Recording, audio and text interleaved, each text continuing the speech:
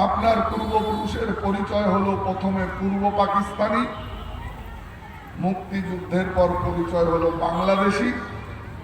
ওপার বাংলা থেকে শেয়াল কুকুরের মতো পালিয়ে নিজের বাড়ির মা বোনের সম্ভ্রম বাঁচাতে এপার বাংলায় এসে নাম হলো রিফিউজি বা উদ্বাস্তু।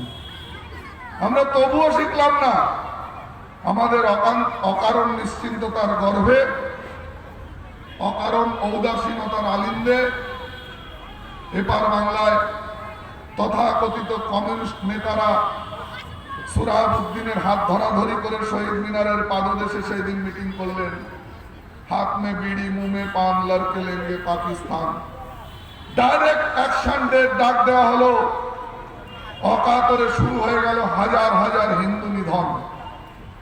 সেদিন যদি বাংলায় গোপাল মুখোপাধ্যায় ওরফে গোপাল পাঠা সরব না হতেন, তাহলে বাংলায় হিন্দু উচ্চারণ করার মানুষ থাকত না। আমরা ইতিহাস থেকে শিখলাম না।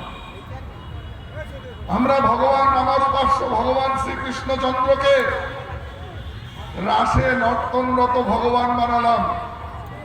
একবারও শ্রীমদ ভাগবত খুলে দেখলাম না যে ভগবানের আবির্ভাব হওয়ার পরদিন থেকে সংঘাত শুরু হলো।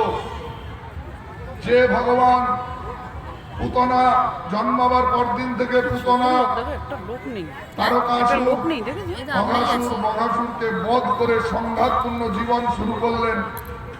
তারপর মাত্র 11 বছর 6 মাস বৃন্দাবন লীলা কাটিয়ে যে আমার আরাধ্য ভগবান কংস ধ্বংসের জন্য মথুরায় গেলেন,